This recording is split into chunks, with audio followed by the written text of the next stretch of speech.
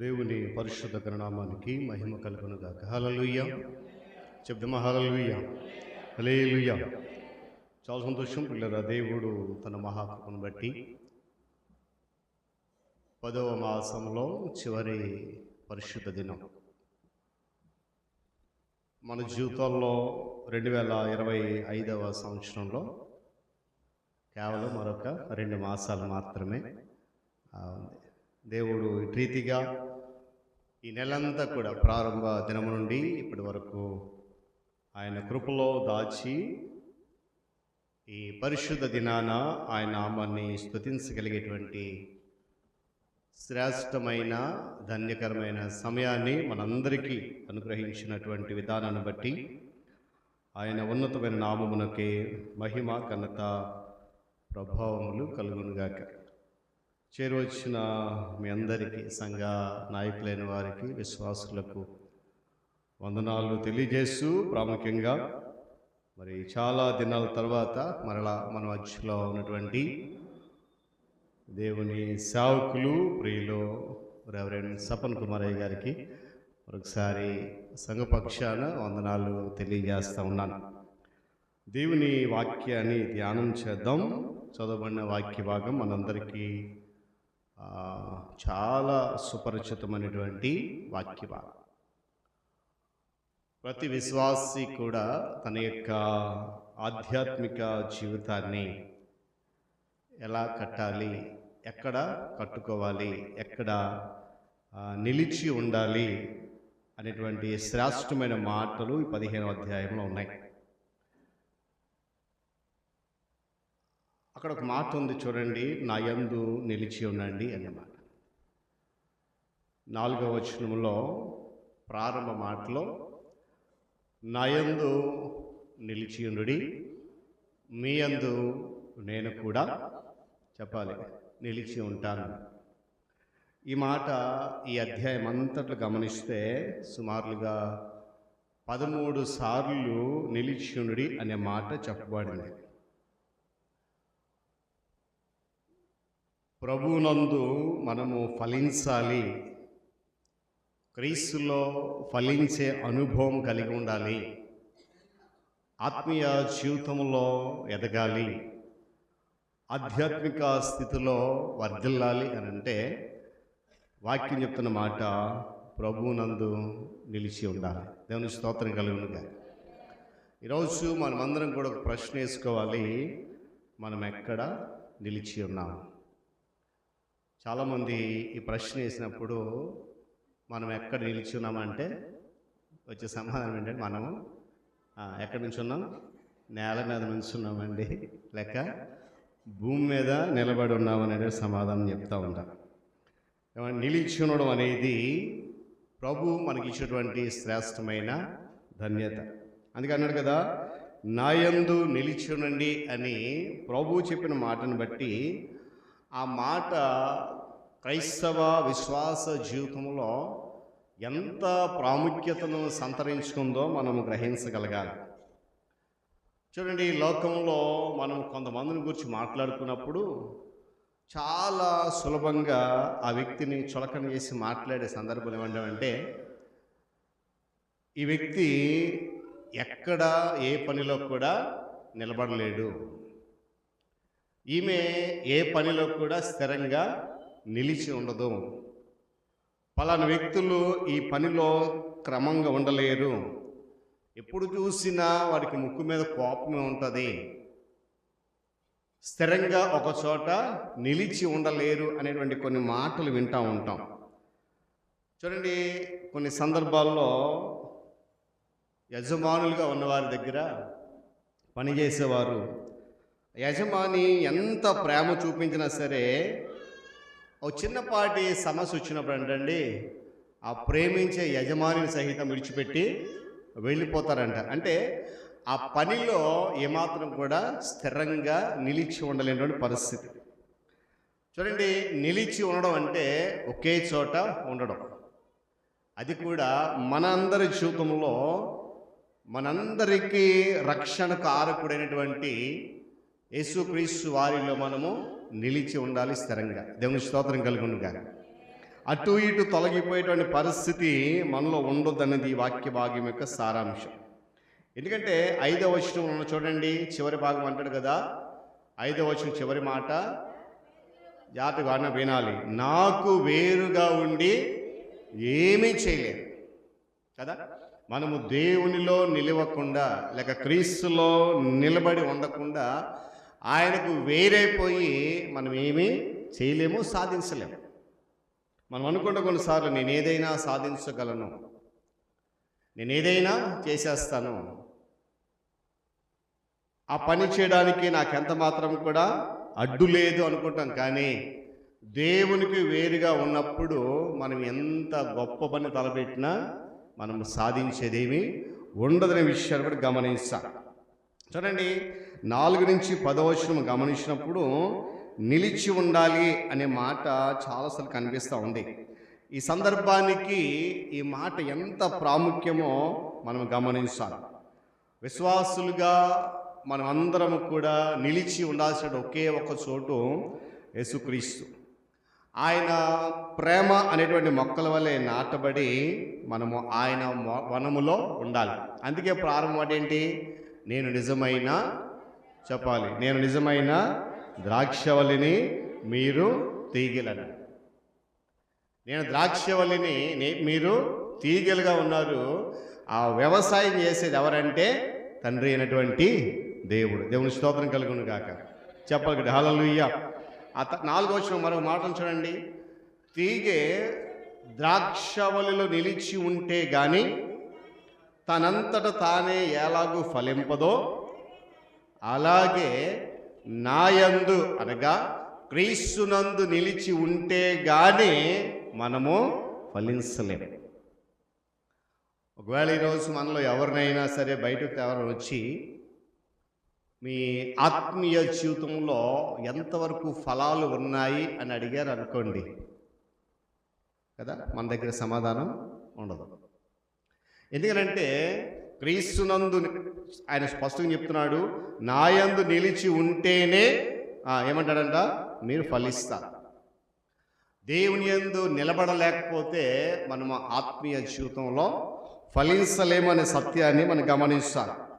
మనము ఆయన ప్రేమ అనేటువంటి వనములో మొక్కలులాగా నాటబడి తర్వాత ఆయన శరీరములో అవయవములుగా ఉన్నామనే సత్యాన్ని కూడా మనం ఎప్పటికీ మర్చిపోకూడదు. ఎందుకంటే ఆ సత్యాన్ని కనుక మనం మర్చిపోతే మన యొక్క క్రైస్తవ జీవిత విధానానికి అర్థం అనేది శూన్యం. ఇక్కడ కూర్చున్న మనం అందరం కూడా అనేక రకాలైన దేవుని వాక్యాలు వింటూ ఉన్నాం. ఏమండి, ఆ వాక్యాలను విని వాటిని ఎప్పుడైతే మనం అనుసరిస్తామో, ఎప్పుడైతే వాక్యానుసారంగా మన జీవితాన్ని మలుచుకుంటామో అప్పుడే క్రీస్తులో మనము నిలిచి ఉండడానికి అవకాశం ఉంది. వాక్యాన్ని వినేసి వెళ్ళిపోతే మనము క్రీస్తులో నిలబడలేమనే విషయాన్ని గమనించాలి. పేతురు భక్తుడు అంటాడు, మీరు ఆయన మందిరములో సజీవమైన రాళ్ల వలె ఉన్నారంట. ఎలా ఉన్నామంట?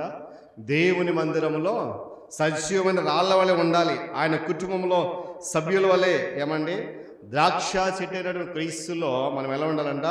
కొమ్మల వలె నిలిచి ఉండాలి.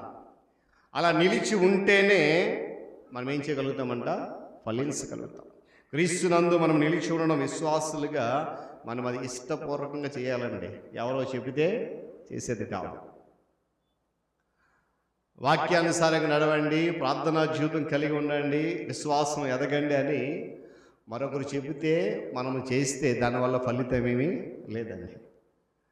క్రీస్తులో నిలిచి ఉండడం అనేది ప్రతి విశ్వాసి కూడా ఇష్టపూర్వకంగా చేయాలి. చూడండి, చాలామంది విద్యార్థులు కష్టపడి చదువుతున్నప్పుడు ఉపాధ్యాయులకు చక్కటి మాట చెప్తారు. మరి అబ్బాయి, మీరు కష్టపడి చదివితే మీ బుర్రకి ఎక్కదరా, ఎలా చదవాలి? ఇష్టపడి చదివితే మీకు అర్థమవుతుంది రా. ఎందుకు మాట చెప్తారంటే, ఉపాధ్యాయులు విద్యార్థులను ఒక క్రమముగా చదివించడానికి, వారు ఏదైతే చదువుతున్నారో అది కరెక్ట్గా వారికి అర్థమవడానికి ఆ మాట ఉపయోగిస్తారు. ఆధ్యాత్మిక జీవితంలో మనము కూడా ఇష్టపూర్వకంగా దేవుని కొరకు పని చేయాలి. కానీ ఎవరో బలవంతం చేస్తే అది చేయడం మంచిది కాదు. చూడండి, ఒకవేళ అటు రీతిగా అంటే మరొకరు ప్రోత్సహిస్తేనే, మరొకరు బలవంతం చేస్తే నేను క్రీస్తు నిలిచి ఉంటానంటే అది మన జీవితంలో ఎలాంటి ఫలాలు ఇవ్వదు. ఫలాలు ఇవ్వకపోతే నష్టం ఏంటండి అనే విశ్వాసం లేకపోలేదు. ఏమండి, ఫలాలు ఇవ్వకపోతే వచ్చే నష్టం ఆ క్రింది మాటలో చదవండి ఒకసారి. 6వ వచనంలో జాతి గమనించాలి. క్రీస్తులో నిలిచి ఉండకపోతే, నిలిచి ఉంటే ఫలిస్తారని వాక్యం జ్ఞాపకం చేస్తుంది. క్రీస్తులో నిలిచి ఉండకపోతే వాడు తీగవలే బయట పారవేయబడును,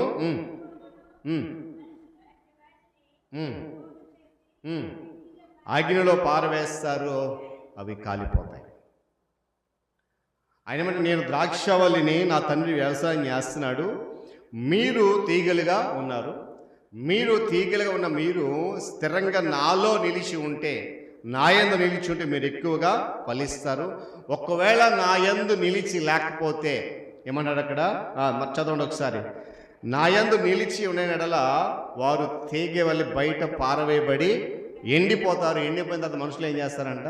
వాటన్నిటిని కూడా పోగు చేసి పారవేస్తారు, అవి కాలిపోతాయి. మనము క్రీస్తులో లేకపోతే ఇదే అనుభవంలోనికి మనము వెళ్ళిపోతాం. క్రీస్తునందు నిలిచి ఉండకపోతే ప్రభు వచ్చినప్పుడు ఆయనతో పాటు మనం ఎత్తబడడానికి యోగ్యత సాధించు. ఆయన దిగి వచ్చినప్పుడు ఆయనతో మధ్యాకాశం వెళ్ళి తీర్పులో నిలబడిన తర్వాత ఆయన మన కొరకు ఏర్పడిన ఆ నిత్య స్వాస్థ్యాన్ని సంపాదించుకోవాలంటే భూమి మీద బ్రతికుండగానే మనం క్రీస్తునందు నిలిచి ఉండడానికి ఇష్టపడాలి. నేను ఎప్పుడు ఒక మాట చెప్తూ ఉంటాను. దేవుని దగ్గరికి వచ్చేటప్పుడు ఆచారంగా, సాంప్రదాయంగా, మొక్కుబడిగా దేవుని దగ్గరికి రాకూడదు. దేవుని ఆలయానికి వచ్చినప్పుడు మన హృదయం అంతా కూడా దేవుని మీద మాత్రమే పూర్తిగా నిమగ్నమై ఉండాలి.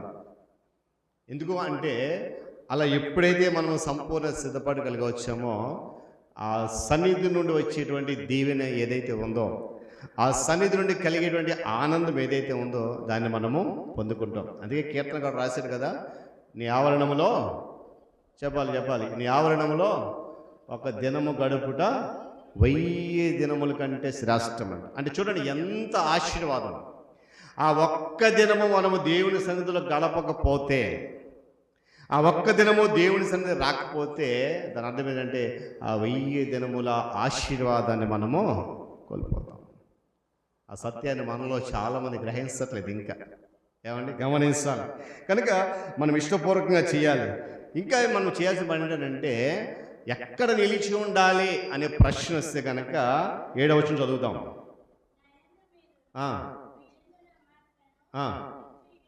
ఎడల మీకేది ఇష్టమో అడగండి, అనుగ్రహిస్తాను. ఎక్కడ నిలబడాలి మనం అంటే క్రీస్తునందు నిలబడాలి. నిలబడితే ఫలిస్తాము. ఒకవేళ ఆయనలో నిలబడలేకపోతే ఏం చేయబడతాం? బయట పారవేయబడతాం. అయితే ఇక్కడ ఒక మాట చూడండి 7వ వచనంలో, మీరు నాయందును మీ యందు నా మాటలు నిలిచి ఉండాలి. వాక్యమందు మనము నిలిచి ఉండాలి. స్థిరంగా మనలో వాక్యం ఉండాలి, మనము వాక్యమందు నిలిచి ఉండాలి. ఒకవేళ దేవుని యొక్క వాక్యానికి మన హృదయంలో స్థానము లేదనుకోండి, దేవుని యొక్క వాక్యానికి మన హృదయాన్ని ఖాళీ చేసుకోలేదనుకోండి, మనము దేవునిలో నిలబడడానికి అవకాశము లేదు. దేవుని మాట కొన్నిసార్లు మనం ఎన్నిసార్లు హెచ్చరించినా కూడా మన యొక్క ప్రవర్తన మార్చుకోం.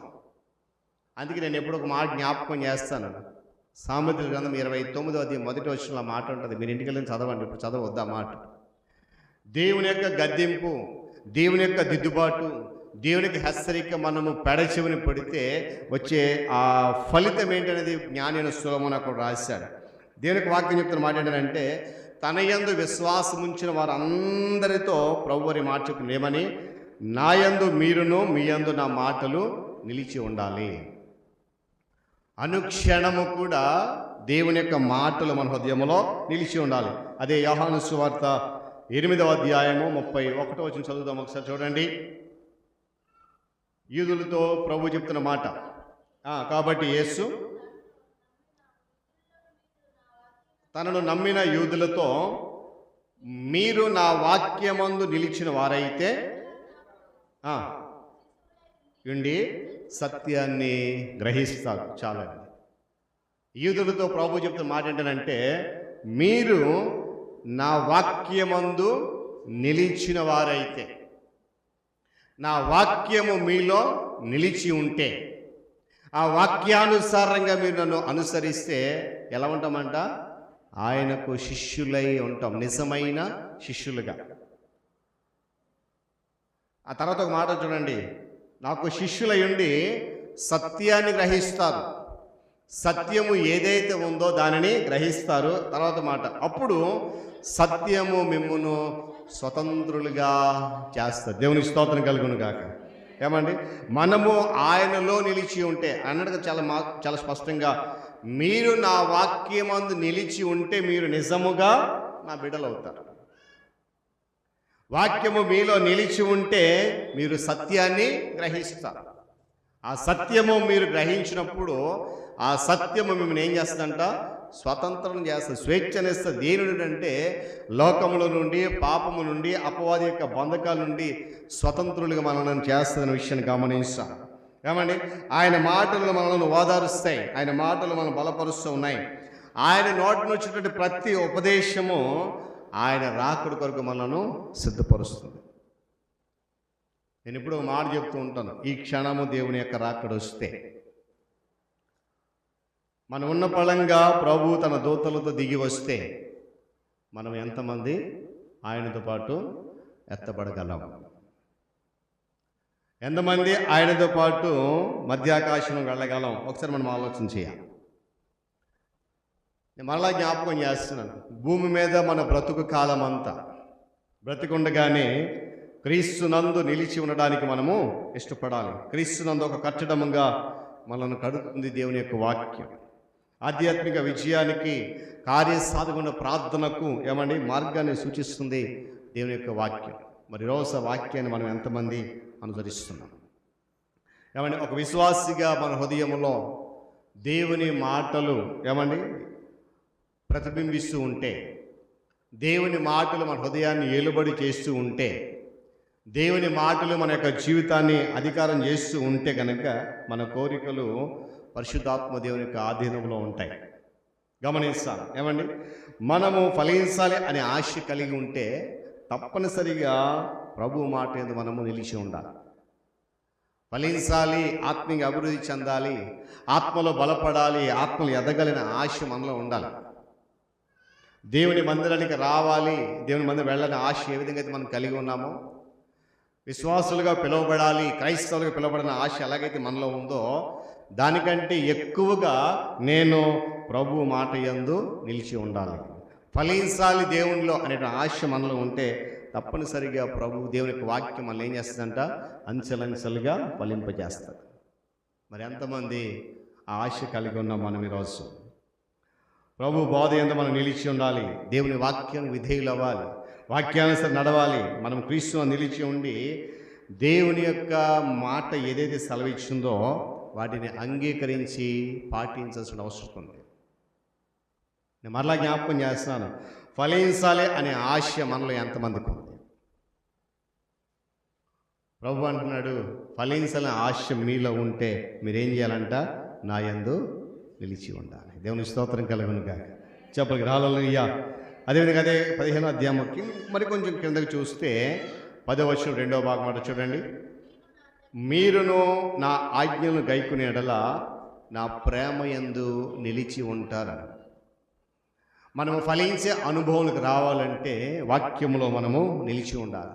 రెండోది ఏంటంటే, ఎప్పుడైతే ఆ వాక్యము మనం నిలిచి ఉంటామో అప్పుడు ఆయన ప్రేమలో కూడా నిలిచి ఉంటాం.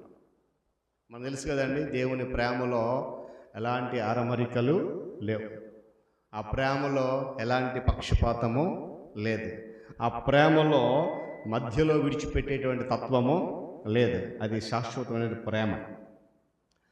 గలతీయులకు రాసిన పత్రిక 5:22 వచనంలో కొన్ని మాటలు ఉంటాయి. చెప్పండి ఒకసారి చూడకుండా.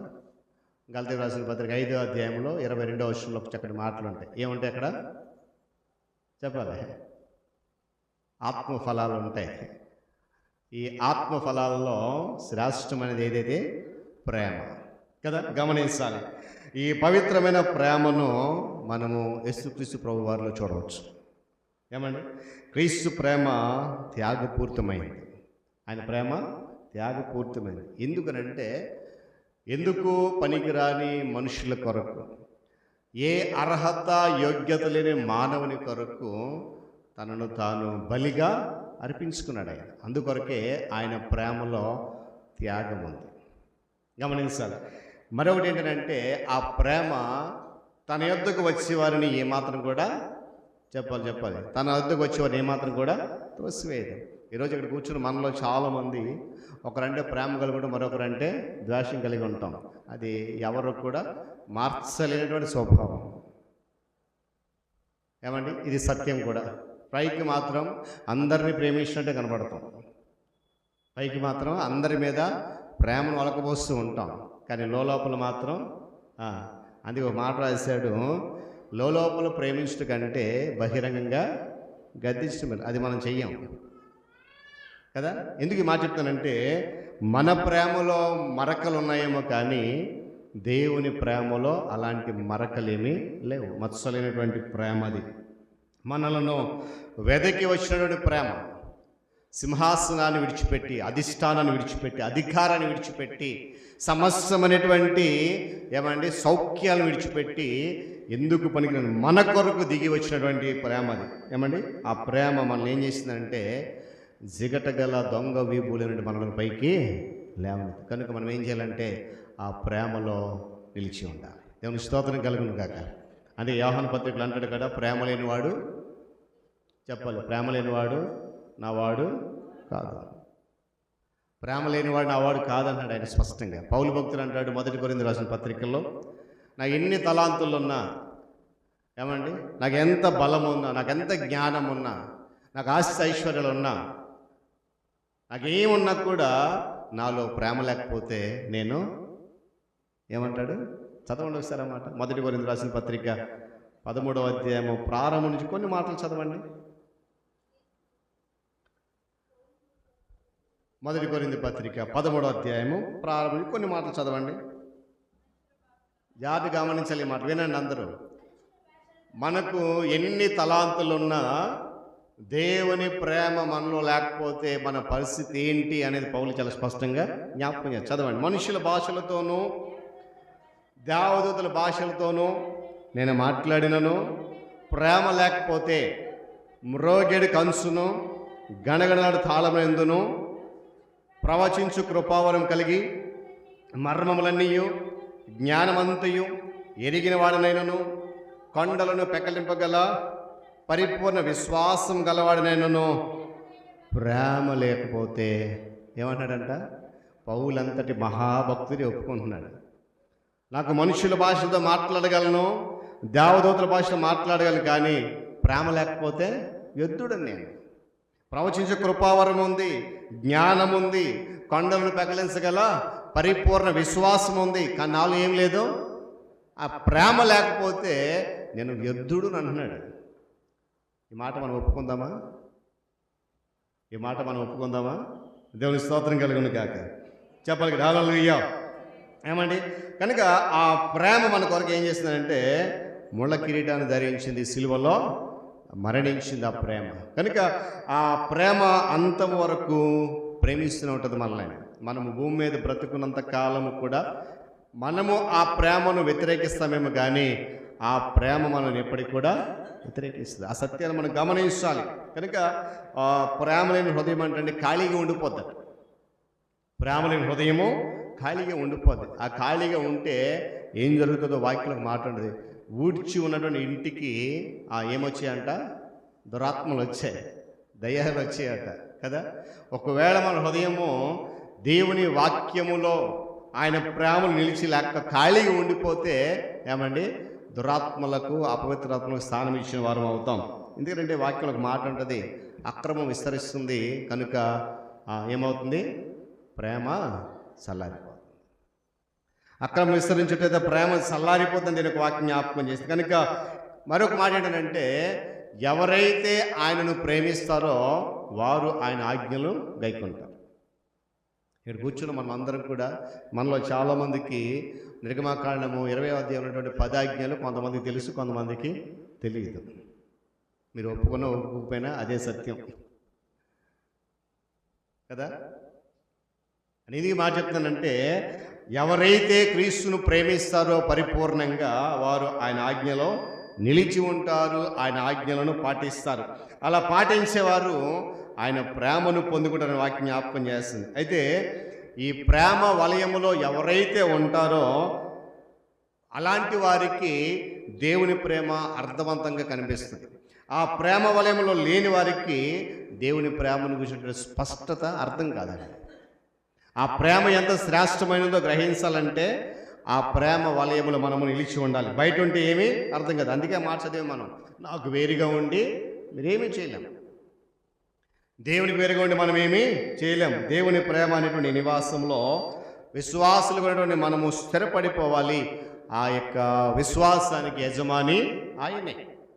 ఆ అధికారం క్రింద మనము లోబడి బ్రతకాలి. అందుకే సొలొమోను అంటాడు, నీ జీవితానికి ఆయన అధికారానికి ఒప్పుకోవాలి. మన జీవితం అంతటిలో దేవుని అధికారానికి ఒప్పుకోవాలి. అలా ఒప్పుకున్నప్పుడే స్థిరంగా మనం నడిపించగలుగుతాం. కనుక దేవుడు ఏదైతే తన వాక్యం ద్వారా మనకు చెప్తూ ఉన్నాడో ఆయన చెప్పిన దాని ప్రకారం చేస్తూ ఉండడం ద్వారా ఆయనతో రోజు రోజుకు మన సహవాసం అనేది పెంపొందించబడతారు. మనలో చాలామందికి ప్రతిదినం వాక్యం చదివే అలవాటు ఉండదు. ఏమండి, వాక్యం చాలామంది అంటారు, మేము వాక్యం చదవటం రాదు కదండి అని. ఓకే, అయితే మరి ప్రార్థన, మనం రోజు దేవుని వాక్యం చదువుతూ ప్రార్థన చేస్తూ ఆయన ఏదైతే చెప్పాడో అది చేస్తూ ఉండడం ద్వారా ఆయనతో మన సహవాసం రోజు రోజుకు అభివృద్ధి చెందుతుంది, కానీ ఎప్పుడు వెనక్కి వెళ్ళిపోదాం. ఈరోజు మనలో చాలామందికి దేవునితో సహవాసం అనేది చాలా తక్కువ. అది మనం ఒప్పుకోక తప్పదు, గమనించాలి. చూడండి, యేసుక్రీస్తు ప్రభువారు విధేయత మూలంగా తండ్రి ప్రేమలో నిలిచి ఉన్నాడన్న సంగతి మనం ఎప్పుడు కూడా మర్చిపోవద్దు. అక్కడ ఒక మాట ఉంటుంది, ఆయన కుమారుడయ్యుండి ఆయన చూపిన విధేయత వల్ల ఏమంటే ఆశీర్వదించబడ్డాడు. ఆయన కుమారుడయ్యుండి ఆయన పొందిన శ్రమల ద్వారా దేవునికి విధేయత చూపించాడు. మరి ఈరోజు మనం ఎంతమంది విధేయత చూపిస్తున్నాం దేవునికి? ఆ సంగతి మనం ఎప్పుడు కూడా మర్చిపోకూడదు. విశ్వాసులుగా ఉన్న మనము కూడా అదే మార్గంలో ఆయనలో లేక ఆయన ప్రేమ నిలిచి ఉండాలి అనే విషయాన్ని గమనించాలి. కొంతమంది విశ్వాసులు ఇతరుల కన్నా కొంచెం ఎక్కువ విధేయత చూపిస్తారు అనడంలో ఎలాంటి సందేహం లేదు. కానీ బహుశా ఎవరు కూడా ఎల్లప్పుడూ సంపూర్ణ విధేయత కనపరిచేవారు ఉండరు. అలాగని ఏమండి అవిధేయులుగా ఉండరు. అటు సంపూర్ణ విధేయులు లేరు, అలాగని పూర్తి అవిధేయత చూపించే వరకు కూడా లేరు. ఒక వాక్యం చదివి ప్రార్థన చేసుకుందాం. యాకోబు పత్రిక 3వ అధ్యాయము 2వ వాక్యం. ఎంతవరకు మనం విధేయత చూపుతామో ఆ మేరకు క్రీస్తు ప్రేమను అనుభవించి మనము ఆనందించగల విషయాన్ని కూడా జ్ఞాపకం చేస్తూ ఉన్నాడు. చదవండి ఒకసారి యాకోబు రాసిన పత్రిక 3వ అధ్యాయం 2వ వచనం. అనేక విషయములలో మనమందరము తప్పిపోచున్నాము, ఎవడైనను మాట యందు తప్పని ఎడల అట్టివాడు లోపము లేనివాడై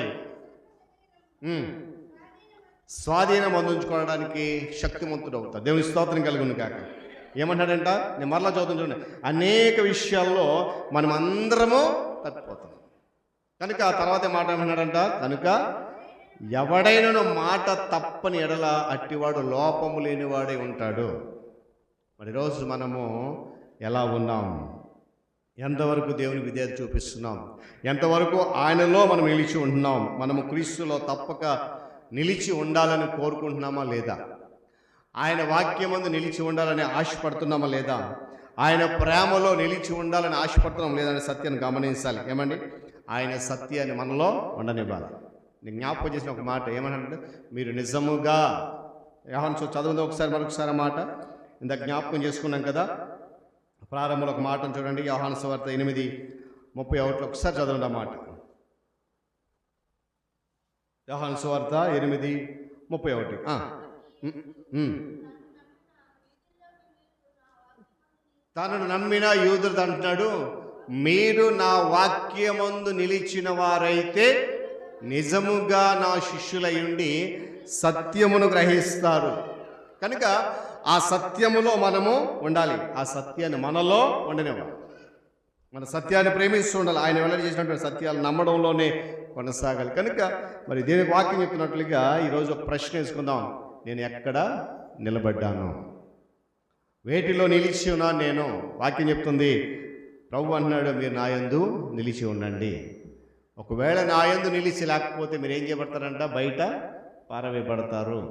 బయట పారవేయబడితే అదేమవుతుంది? ఎండిపోతుంది.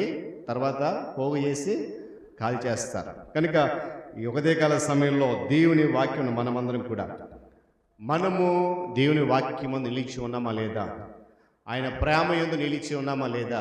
ఆయన వాక్యము మనలో నిలిచి ఉందా లేదా? ఆ ప్రేమ మనలో ఉందా లేదా? ఒకసారి పరిశీలన చేసుకొని వాక్యానుసారంగా మన జీవితాన్ని ముందు కొనసాగింది. ఎందుకంటే వాక్యం చెప్తుంది, క్రీస్తునందు నిలిచి ఉండకపోతే మన జీవితము శూన్యం.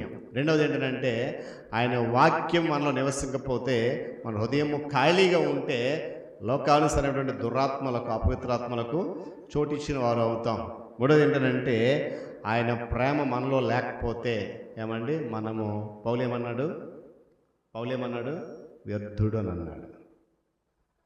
సమస్తము జ్ఞానం ఉంది, మంచి విశ్వాసం ఉంది, ఆత్మలో ఎదిగేటువంటి క్రమం ఉంది, కానీ ప్రేమ లేకపోతే వ్యర్థులం. కనుక అలా కాకుండా వాక్యము నిలిచి వాక్యానుసారంగా ఫలించే అనుభవంలో ఉండి దేవుని ప్రేమను పొందుకున్న మనం ఆ ప్రేమను అనేక మందికి చాటి చెప్దాం. పరిశుద్ధాత్మ దేవుడు అట్టి క్రమములో మనం నడిపించును గాక. తలలోంచి కన్ను మూసుకుందాం, ప్రార్థన చేద్దాం.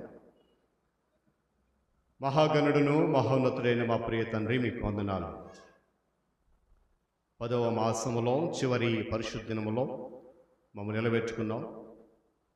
మరలా నూతన మాసం వెళ్లే ముందు నీ వాక్యము ద్వారా మమ్మల్ని హెచ్చరించారు. నీకు స్తోత్రాలు.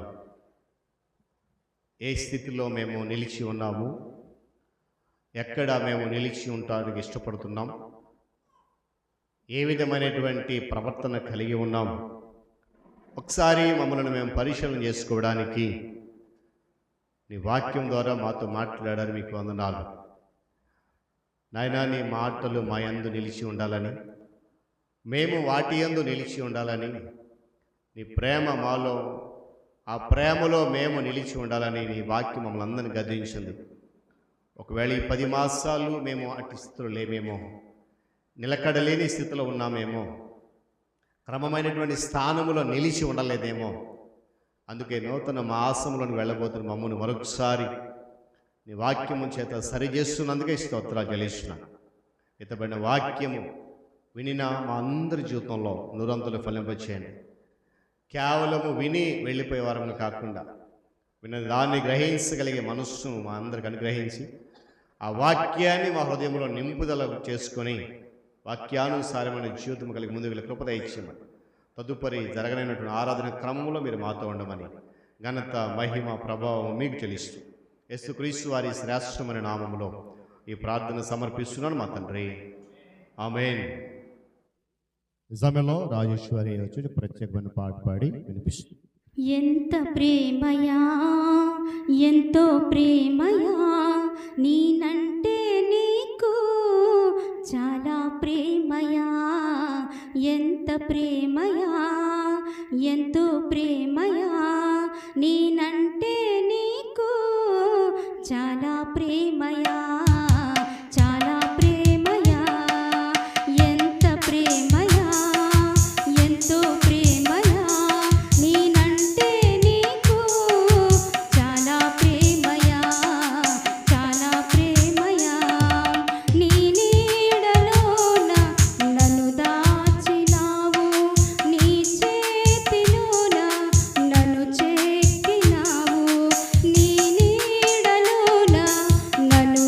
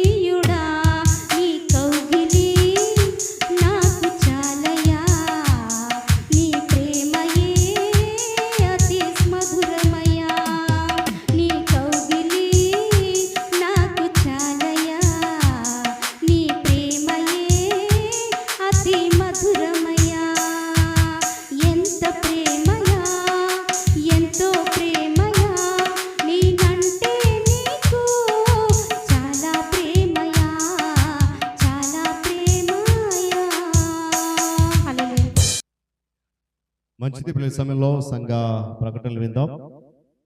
సంఘ అధ్యక్షులు ప్రియులు అనిల్ మాస్టర్ గారు మనకు ప్రకటనలు తెలియజేస్తారు. దేవునికి వందనాలు. మరి కూడి వచ్చినటువంటి సంఘ విశ్వాసులకు, మరి మన వచ్చిన మన పాస్టర్ గారికి, అదేవిధంగా న్యూఢిల్లీలో దైవ సేవ చేస్తున్న ప్రియులు పాస్టర్ సపన్ కుమార్ గారికి, విశ్వాసులకు అందరికి కూడా యేసుక్రీస్తు నామమున ప్రత్యేక వందనాలు తెలియజేస్తూ ప్రకటన ఈ విధంగా ఉన్నాయి. మరి వాక్యం విన్నాం. వాక్యంతో వాళ్ళకి అంశం ఏంటి? ప్రభు యందు నిలిచి ఉండాలి.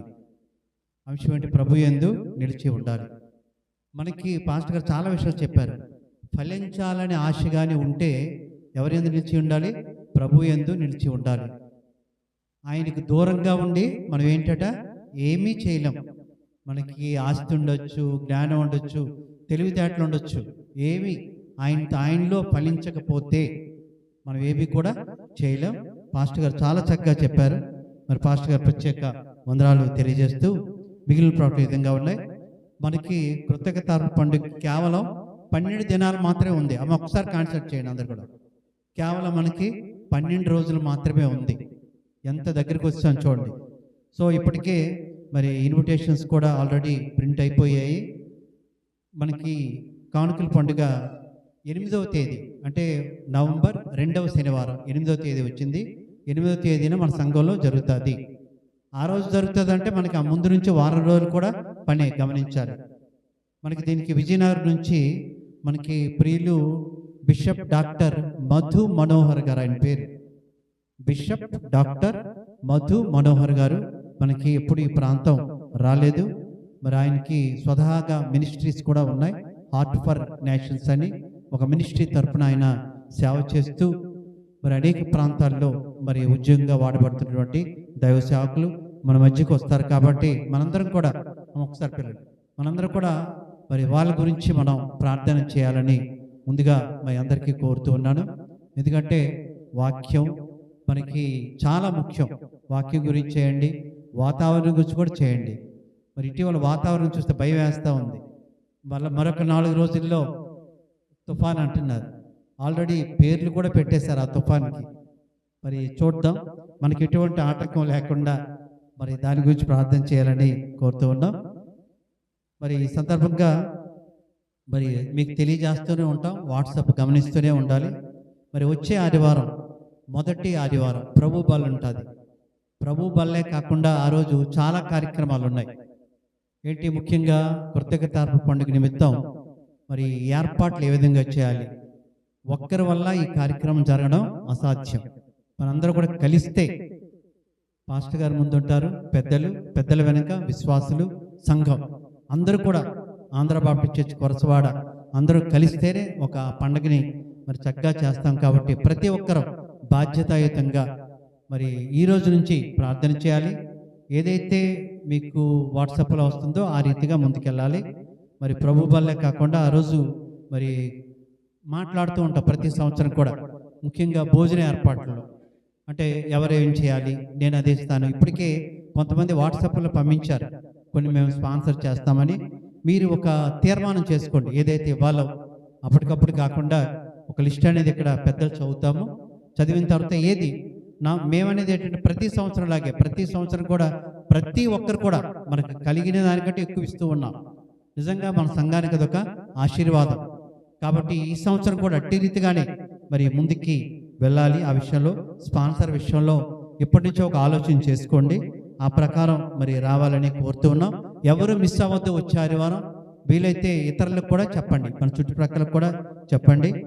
మరి ఒక ప్రోగ్రాం సక్సెస్ అవ్వాలంటే ముఖ్యంగా దానికి ముందు ఈ పాటలని, స్తుతి ఆ యొక్క మనకి చాలా అవసరం. మరి పాటలు అవ్వాలంటే దానికి ఏం కావాలి? ప్రింటింగ్ చేయాలి. మరి సతీష్ బెహ్రా గారికి మరి మరలా రిక్వెస్ట్ చేస్తూ ఉన్నాం. తను అంటాడు ఇప్పుడు నేను సిద్ధమాయ అనేసి. పాస్టర్ గారు కూడా చెప్పాం, పాటలు అనేది మీకు ఎవరైనా పాటలు ఏవైనా ఉంటే సతీష్ బెహ్రా గారి పాస్టర్ గారు కానీ ఇవ్వండి, ప్రింట్ చేస్తారు. ముందు ప్రింట్ అయిపోతే తర్వాత ప్రాక్టీస్కి ఒక్కొక్కది ఒక పేపర్ ఉంటే మరి వాళ్ళ ఇంట్లో చూస్తారు, ఇక్కడ కూడా ప్రాక్టీస్ చేసుకోవచ్చు. కాబట్టి మరి ఆ విషయంలో మరి మీకు వాట్సాప్లో తెలియజేస్తాం. ప్రింట్ అయిపోయిన తర్వాత ప్రాక్టీస్కి మరి సతీష్ గారిని పాస్టర్ గారికి అడుగుతాము.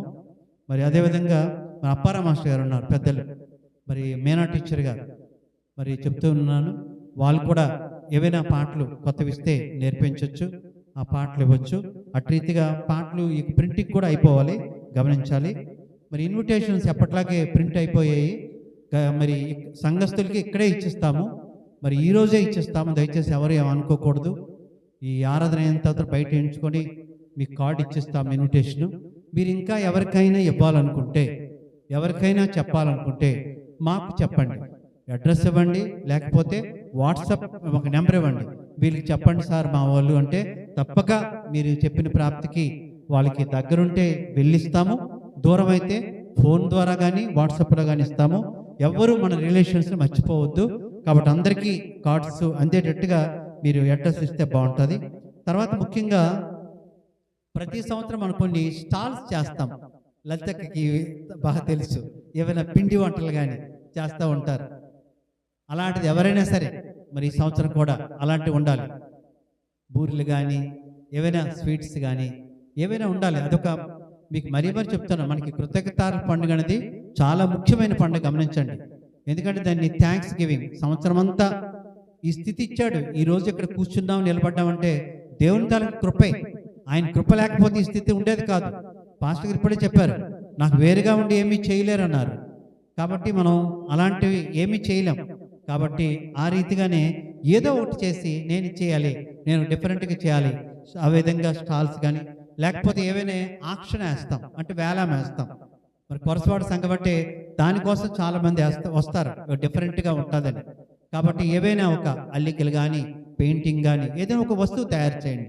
దాన్ని ఇక్కడ అందరి సమక్షంలో వేలం వేస్తే అది కొనేవారికి ఆశీర్వాదమే, చేసేవాడికి కూడా ఆశీర్వాదమే, గమనించాలి. మరి ఇప్పటి నుంచి ఒక ఆలోచన చేయండి. ఎన్ని రోజులు ఉంది? 12 రోజులు ఉంది. కాబట్టి సమయం ఉంది, మనం చేయాలంటే సరిపోతుంది. కాబట్టి ఆ విధంగా చేద్దాం. మరి క్వైర్ వారికి మిగతా వాళ్ళకి ఏంటంటే చాలా పనులు ఉంటాయి. డెకరేషన్ ఉంటుంది, ఇన్విటేషన్స్ ఇవ్వడం అని ఉంటుంది, ఏర్పాట్లు అప్పటికప్పుడు మనం కొన్ని మర్చిపోతాం. మన దగ్గర వాళ్ళకే కొన్ని ఇవ్వడం మర్చిపోతాం.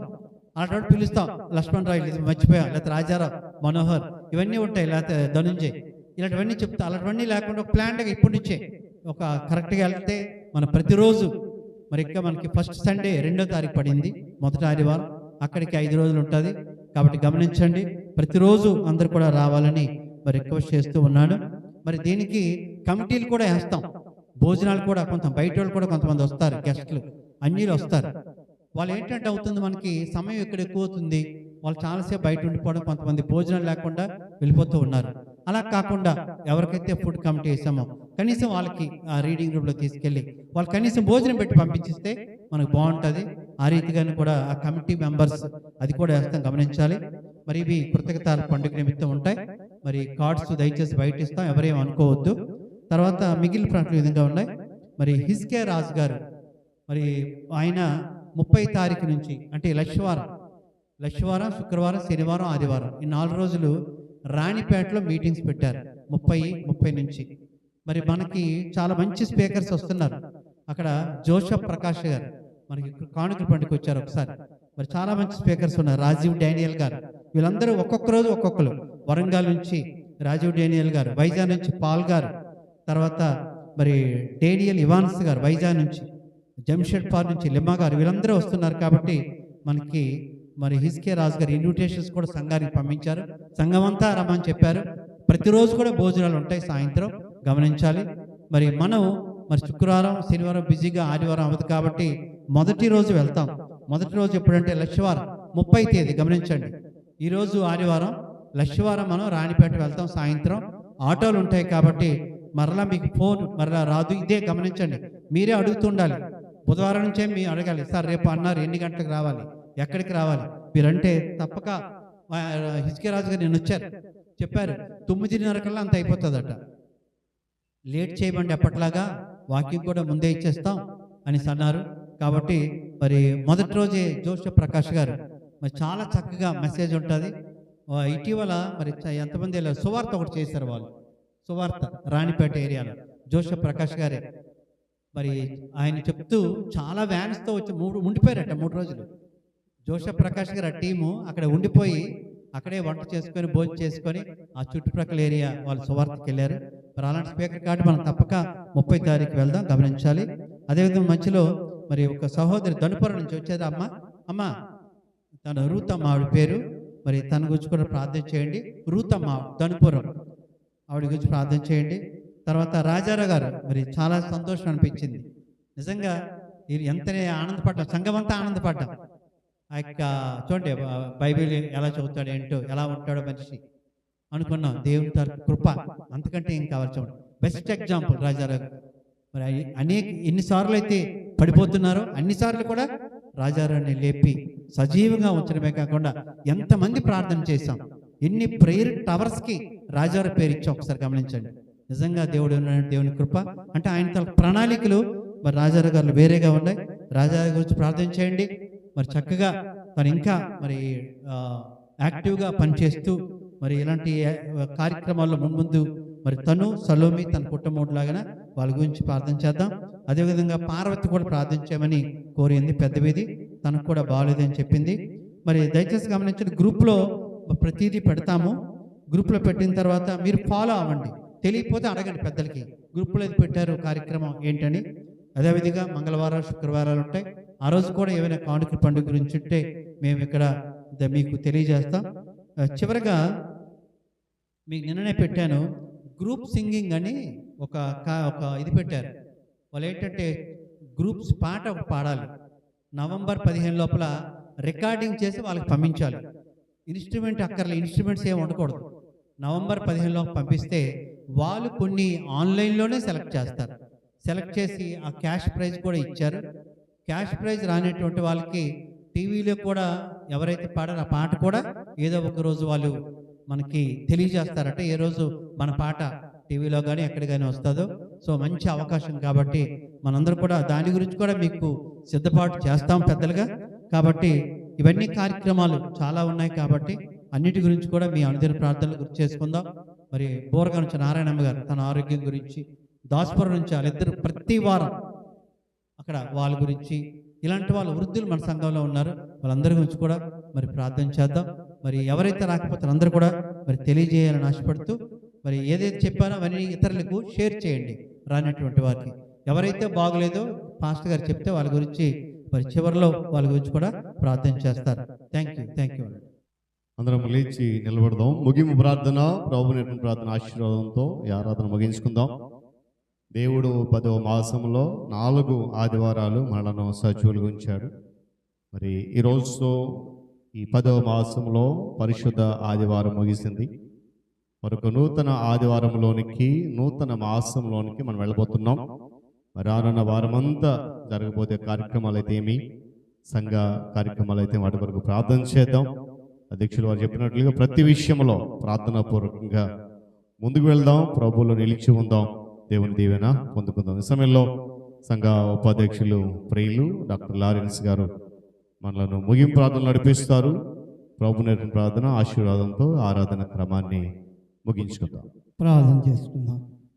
మహామిక్కిలి ప్రేమ కలిగిన మా పరలోకమందున మా తండ్రి, నీకు వందనాలు, వేలాది వందనాలు ప్రభా. మేము చేసే ప్రతి ప్రార్థన ప్రభా నీ పాద సన్నిధానికి చేరుకునే భాగ్యం దయచేయమని వేడుకొంచున్నాను నాయన. మా ప్రతి ప్రార్థనలు వినే దేవుడు నాయన తండ్రి, నీకు స్తోత్రం స్తోత్రం స్తోత్రం ప్రభా. ఈ దినమంతయు తండ్రి ప్రభా నీ యొక్క పరిశుద్ధ మందిరంలో నీ దీన దాసుడి ద్వారా చక్కనైన వాక్యాలను మాకు అందించినందుకు నీకు వందనాలు ప్రభా.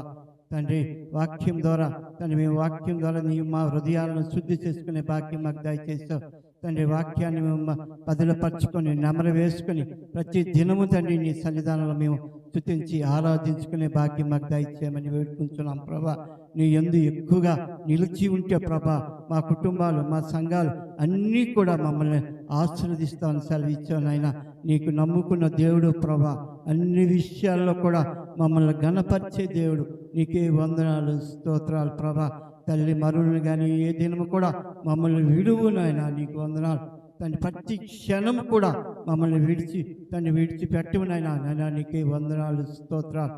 పాపలు దౌర్భాగ్యాలు అయినప్పటికీ ప్రభా ప్రతి క్షణము మమ్మల్ని కడుగుచున్నావు నాయన. అది మేము గ్రహించక పాపమని ఊపిలో మునిగిపోతున్నాం ప్రభా తండ్రి. మేము మమ్మల్ని లేవనెత్తుతున్నాం నాయన. నీకే వందనాలు. స్తోత్రాలు తండ్రి. రానైన దినాల్లో ప్రభా నీ కోసం మేము సాక్షులుగా నిలబడే భాగ్యం మాకు దయచేయమని వేడుకుంటున్నాను నాయన. నీ దేన దాసుడి కుటుంబాన్ని దీవించండి. అదేవిధంగా ఆయన నోటి నుండి అమూల్యమైన వాక్యాన్ని తండ్రి మేము పదిలపరచుకునే భాగ్యం మాకు దయచేయమని వేడుకుంటున్నాను ఆయన. నీకే స్తోత్రం స్తోత్రం తండ్రి. మరలా తండ్రి మరి నీ యొక్క కానుకల పండుగ దినాలు తండ్రి కృతజ్ఞతల పండుగ మేమందరం కలిసి సంతోషంగా ఆనందంగా నీ యొక్క పండుగను మేము జరిపించుకునే భాగ్యం మాకు దయచేయండి నాయన. నీకే వందనాలు.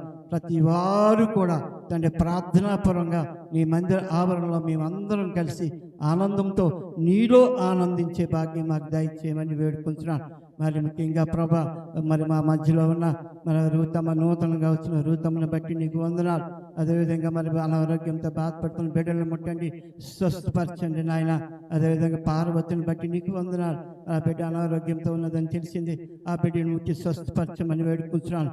రానైన దినాలని మందిర ఆవరణలో ప్రతి వారు కూడా రామరెడ్డి గారి భార్యను బట్టి మన దాసపురం నారాయణమ్మ కుటుంబాలను బట్టి సంఘ బిడ్డలందరూ ఎవరెవరు ఉన్నారో మరి ముఖ్యంగా రాజాల విషయంలో ప్రార్థన చేయించున్నాను నాయన. నీకే వందనాలు. యవ్వన కాలంలో ప్రభువా ఆ బిడ్డను ముట్టావు, స్వస్థపరిచావు నాయన.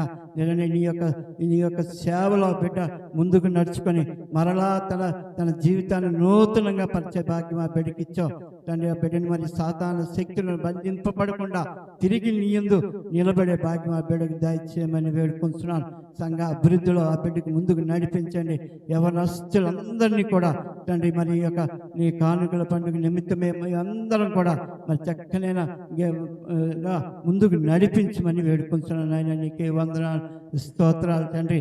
మరలా నీ యొక్క సన్నిధానంలో మరి మేమందరం కలుసుకొని నేను స్తుతించి ఆరాధించుకునే భాగ్యం మాకు దయచేయమని యేసు నామమున పెట్టి వేడుకుంటున్నాం తండ్రి. ఆమేన్.